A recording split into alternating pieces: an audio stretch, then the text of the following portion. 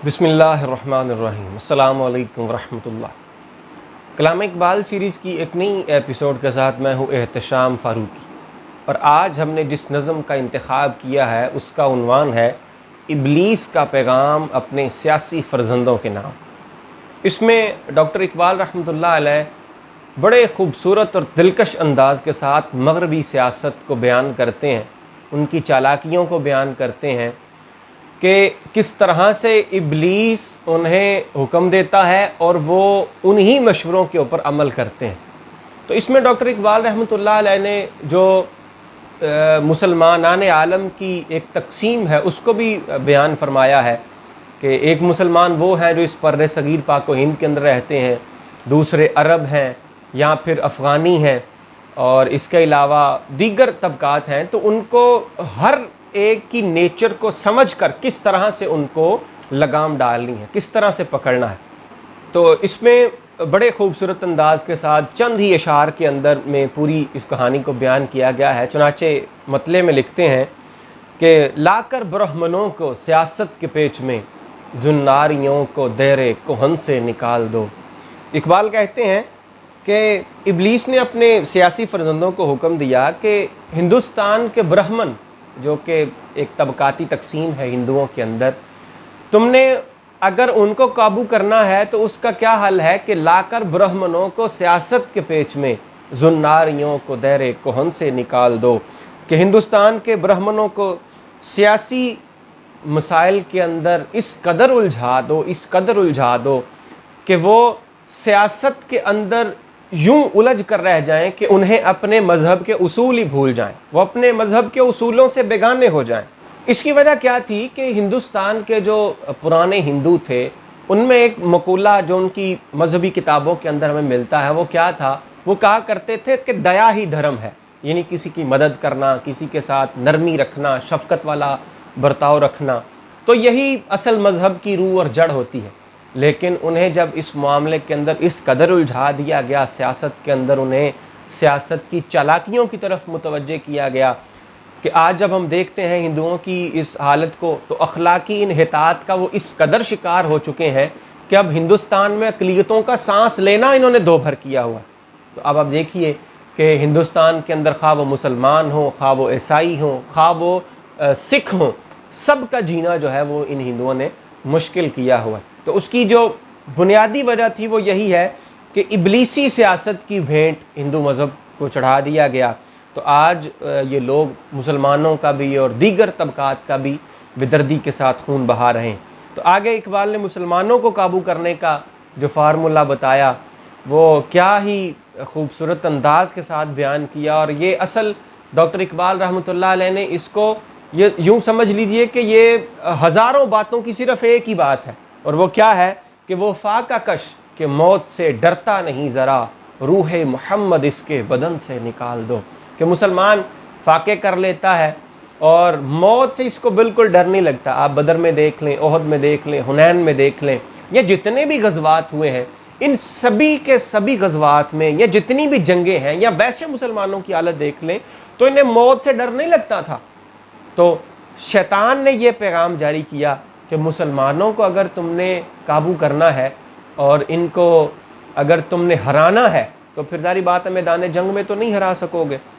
तो इनको हराने का एक ही तरीका है, और वो क्या है कि रूह मोहम्मद जो इसके बदन के अंदर है, मोहम्मद सल्लल्लाहु अलैहि वसल्लम, हुजूर सल्लल्लाहु अलैहि वसल्लम के साथ जो इनके दिलों के अंदर मोहब्बत है, आपका इश्क और मोहब्बत है, ये वो नुक्ता है जिसके ऊपर इन सब को जमा किया जा सकता है।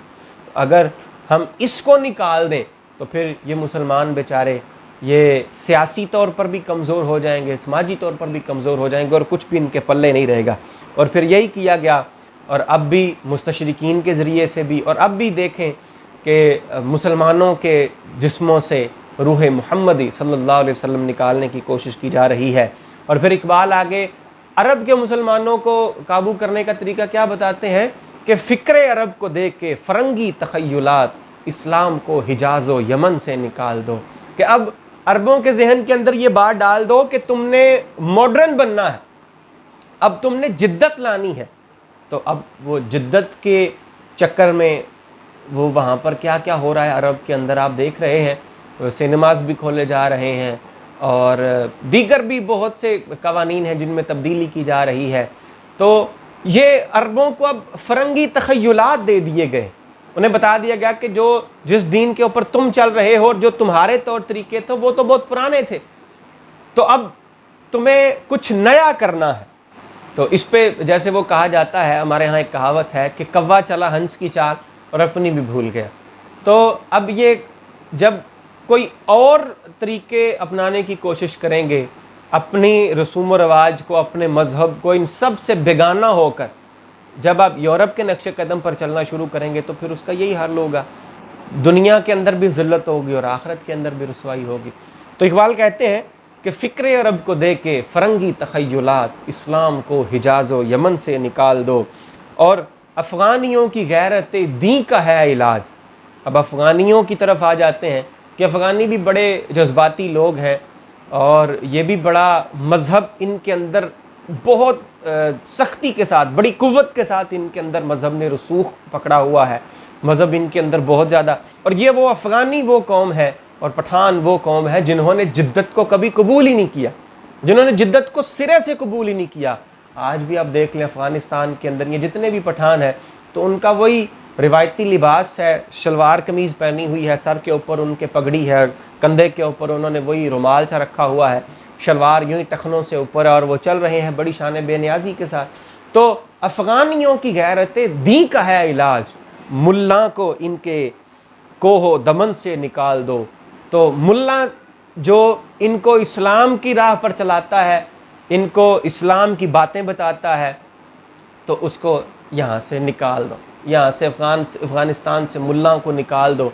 इस मुल्ला को निकालने के लिए ये लोग आए और पहले रशिया गया, फिर अमेरिका गया।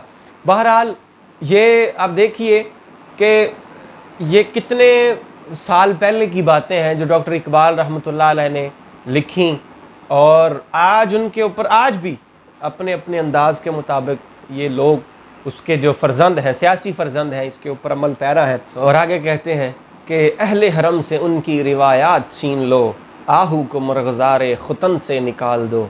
अब यहाँ पर देखिए कि डॉक्टर इकबाल ने जो बाकी मानदा मुसलमान हैं उनको पकड़ने की जो तरकीब बताई है इन अपने सियासी फ़र्जंदों को, वो क्या है कि मुसलमानों को उनकी कौमी रिवायात से बेगाना कर दो, कि उन्हें इस कदर उलझा दो, जिद्दत के ख्वाब दिखा दो और उनकी रिवायात इस कदर उनसे छीन लो कि अब उन्हें जो है ना वो ये अपने जो निशान है, अपना लिबास है, ये उन्हें जहालत लगने लगे। और आप देखिए कि हमारा जो इधर बर्रे सगीर पाक व हिंद की जो रिवायात थी, यहाँ पर लोग शलवार कमीज़ पहनते थे और सर के ऊपर पगड़ी बांधा करते थे। हमारे पंजाबियों की ये निशान हुआ करता था, अलामत हुआ करती थी। और इसी तरह उनके जो दीगर रिवायात थी तो उनको एक एक करके ख़त्म कर दिया गया। अब वो सीधा पेंट कोट के ऊपर आ गया। अब मुसलमानों को भी वो अंग्रेज़ी लिबास पहनने का शौक़ चढ़ा हुआ है और उन्हें ये शलवार कमीज़ पहनने वाला बंदा ही जाहिल लगता है, उसकी वो बात सुनने के लिए तैयार ही नहीं है। तो ये असल में दिमाग के अंदर ये बात डाल दी कि ये जो चीज़ें हैं ये तो जहालत वाले काम है, ये तुम्हारे जो ये लिबास है ये तो बस वही पुराने लिबास हैं, अब तुम्हें जिद्दत की तरफ आना है। तो फिर यही हुआ कि हमसे हमारी रिवायात छीन ली गई। और फिर दूसरे मिसरे में कहते हैं कि आहू के मरग़ज़ारे ख़ुतन से निकाल। अब ये ख़ुतन ये तुर्कमानिस्तान का एक इलाका है कि जहाँ के हिरन जो थे वो बड़े मशहूर थे। और वो मशहूर किस लिए थे कि हिरन के नाफे से आपको पता है वो खुशबू निकलती है। तो इकबाल ने कहा कि अब ऐसे करो, यानी इख्तियारतन ये बात कर रहे हैं कि तुम आहू जो तुर्कमानिस्तान का खासा था वहाँ से निकाल दो और निकाल के उन्हें किसी और इलाके में रख लो। यानी वो हिरन जो तुर्कमानिस्तान के अंदर रहते थे वहाँ से निकल कर वो दूसरे इलाकों के अंदर रहेंगे। तो अब जब उन्हें यहाँ से निकाल कर दूसरे इलाकों में रखा जाएगा तो उनके नाफे के अंदर खुशबू तो रहेगी, लेकिन जो खुशबू उसका खासा थी वो खुशबू नहीं रहेगी। अब वो इसके जिस्म से उस खुशबू को निकालना है तो उसके लिए क्या करो, इन्हें इनके घरों से बेघर कर दो। तो अब ये देखिए कि हमारे मुसलमान सीधे साधे भोले भाले, तो उनको क्या शौक़ चढ़ा हुआ है, यूरोप के अंदर जाना है, वहाँ पर रहना है और वहाँ पर रह कर हमने अपने लिए कमाई करनी। मुझे यहाँ पर एक वो बड़ी खूबसूरत बात याद आ गई, मैंने कहीं वो पढ़ी थी کہ مرزا غالب کے پاس ان کا ایک شاگرد آیا تو آ کر کہتا ہے کہ جی مرزا صاحب میرے لیے دعا کیجئے گا، میں فلاں شہر میں جا رہا ہوں، وہاں پر جا کر میں کام وام کروں گا، رزق تلاش کروں گا۔ تو مرزا صاحب نے اسے کہا کہ اچھا چلو وہاں جا رہے ہو تو وہاں کے خدا کو جا کر ہمارا بھی سلام کہنا۔ تو یہ آگے سے پریشان ہو گیا کہ وہاں کا خدا، اس کو میں کیا سلام کہوں؟ کہتے ہیں مرزا صاحب وہاں کا خدا اور یہاں کا خدا دونوں مختلف تھوڑی ہیں، جو خدا یہاں پر ہے وہاں پر بھی وہی ہے۔ تو مرزا غالب کہتے ہیں کہ اگر تم اس بات پر اتنا ہی مصر ہو کہ وہاں پر وہی خدا ہے جو یہاں پر خدا ہے، تو پھر وہاں کاہے کو جا رہے ہو؟ تو پھر یہیں پر رہ کے کام کر لو، جس خدا نے تمہیں وہاں پہ رزق دینا ہے کیا وہ خدا تمہیں یہاں پہ رزق نہیں دے سکتا؟ تو مسلمان یہاں سے نکل کے یورپ کے اندر بستے جا رہے ہیں، اور آپ دیکھیے کہ ان کی حالت کیا ہے کہ وہ اندر سے اب کھوکھلے ہوتے جا رہے ہیں۔ عیسائی عورتوں کے ساتھ شادیاں ہیں یا دیگر بہت سے معاملات ہیں، تو اب اسلام کی اصل روح جو ہے وہ ان کے دلوں سے نکلتی جا رہی ہے۔ تو یہ ڈاکٹر اقبال رحمۃ اللہ علیہ نے بڑے خوبصورت انداز کے ساتھ دیکھیے کس طرح سے بیان کیا کہ اہل حرم سے ان کی روایات چھین لو، آہو کا مرغزار ختن سے نکال دو۔ اب اس آہو کو نکالنے کی کوشش کی جا رہی ہے۔ اور پھر آگے آخری شعر میں کہتے ہیں اقبال کے نفس سے ہے لالے کی آگ تیز، ایسے غزل سرا کو چمن سے نکال دو۔ کہ اقبال جو اس قوم کو بتاتا ہے کہ اے قوم تمہاری یہ غلطیاں ہیں، تم نے یہ کام غلط کیے ہوئے، تم نے اس طرف چلنا ہے، تم نے اس رستے کو چھوڑنا ہے۔ تو اقبال کے نفس سے ہے لالے کی آگ تیز، اقبال جو اس چنگاری کو بھڑکانے کی کوشش کرتا ہے، یہ اس آگ کو ہوا دینے کی کوشش کرتا ہے کہ مسلمانوں کو یاد دلاتا ہے تمہارا ماضی کیا تھا اور تم اب کس حال کے اندر جی رہے ہو۔ تو اقبال جو لوگوں کو بتاتا ہے، جو مسلمانوں کو جگاتا ہے، ان کے اندر وہ انقلاب برپا کرنے کی کوشش کرتا ہے، ایک سوچ دیتا ہے انہیں اور تحریک دیتا ہے۔ تو ایسے غزل سرا کو چمن سے نکال دو، اس کو آپ اس چمن سے ہی نکال دو۔